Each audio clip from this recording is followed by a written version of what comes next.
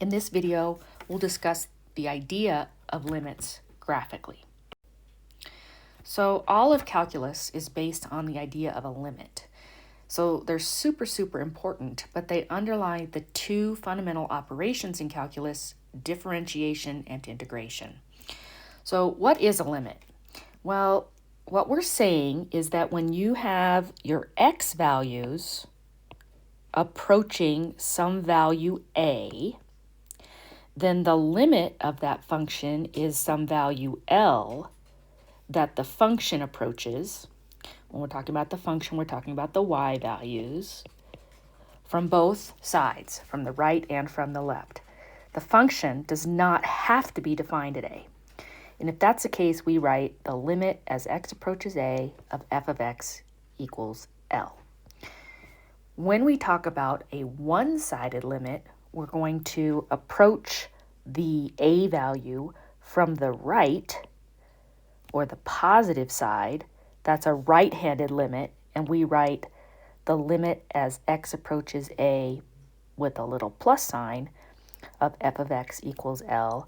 And from the left, or the negative side, it looks similar, but with a little minus sign, kind of as an exponent. And a limit at a exists only if the limit from the right equals the limit from the left. And that's going to be important. So the best thing to do is to look at a couple of examples, see if we can get just the idea of what's going on. So looking at this first example, we have this graph of f of x. And what we're doing is we're going to approach some value. In the first ones, we're going to approach 2. So we're going to start by saying, what is the function value at 2? And we notice that our function value at 2 is 2. Now, if we're going to approach our function from the right, or the positive side, as we approach 2 from the positive side, so our x values are getting closer and closer to 2, our y values are getting closer and closer to that whole, which is at -2. Notice the function doesn't have to be defined at that point. It's defined at 2, not -2, but that's okay. When we approach, this should say minus, when we approach from the left, we're going to approach 2 from this direction. Our function is going to approach that whole as well. So that's also going to be -2. And if the limit from the right is equal to the limit from the left, which in this case it is, then our limit as x approaches 2 is -2. So we're going to do that again with a different graph. So for B, we're going to look at the function below and say, what is the function value at 2? In this case, it's 1. It's this point right here. What is the limit as we approach 2 from the right? Well, that would be approaching 2 from this direction, and the function values are approaching -1. Then we want to approach 2 from the negative side, which is from this direction right here, and it's also going to -1. And we already know that if the function from the right is equal to the function from the left, then the limit of that function at x equals 2 is the same. So again, what is the function value at 6? Well, at 6, it would be right here. Looks to be about, I'm going to say -5.8. We can see as we approach from the positive side, we're going to -5.8. From the negative side, we're going to -5.8.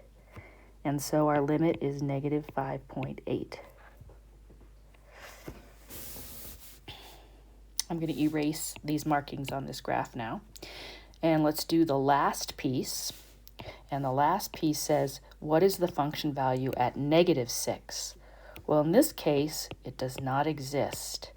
We notice that if our x value is negative 6, we have two different pieces there, but the holes are open, which means it's not defined there.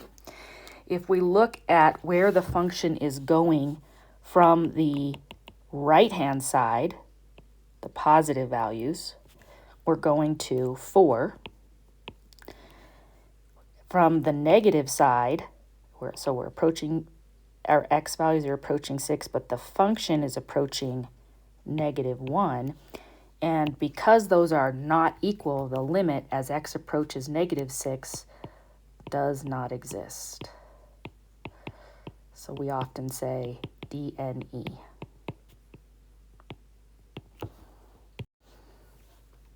So sometimes a function is going to grow without bound in either a positive or a negative direction. When this happens, if the function goes to positive infinity from both sides, we would say that the limit as x approaches a is infinity. That might look something like this. Here's a, and if I'm approaching a from the right, I'm going off to infinity.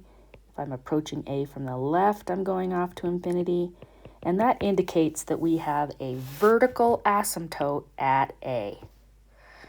Similarly, if we go to negative infinity from both sides, let me sketch that. If we had some value a and the function went to negative infinity and negative infinity from both sides, we would say the limit was negative infinity. If, however, the graph goes to positive infinity on one side and negative infinity on the other, so for example, like this graph, then we're going to say that the limit doesn't exist. Now, technically, none of them exist because a limit should be some number L, but we are able to indicate where the function is going if it's going to positive infinity on both sides or negative infinity on both sides. That's called an infinite limit. We also have limits at infinity. Oh, let me pause for just a second. When you have an infinite limit, you're going to have that vertical asymptote. When you're doing a limit at infinity, in other words, we're going to let our x values grow without bound or get small without bound, then we're going to have a horizontal asymptote if it goes to some number L. So let's look at this example. Excuse me. So here's our picture. And let's see, do we have a vertical asymptote? I think so, right here. The vertical asymptote is at x equals 6. So we would say the limit as x approaches 6, since in this case they both go down, is going to be negative infinity. We also have a horizontal asymptote. In fact, we have two. So we have this one and we have this one over here. So the limit as x approaches infinity of f of x, so as they're getting bigger and bigger and bigger, appears to be negative 2. And also the limit as x approaches negative infinity of our function f of x. So we're saying our x values are getting smaller without bound. This appears to be flattening out here at negative 5. And so those two are horizontal. So we have y equals negative 2 and y equals negative 5. And sometimes I get the question, well, it can't be an asymptote because the graph crosses. Like, for example, in this case, the graph does cross this horizontal asymptote, in fact, several times. But remember that we can cross a horizontal asymptote, but what we're saying is that as the x values grow arbitrarily large or become arbitrarily small, so out on the ends of the graph, what is happening? That concludes this video on limits graphically.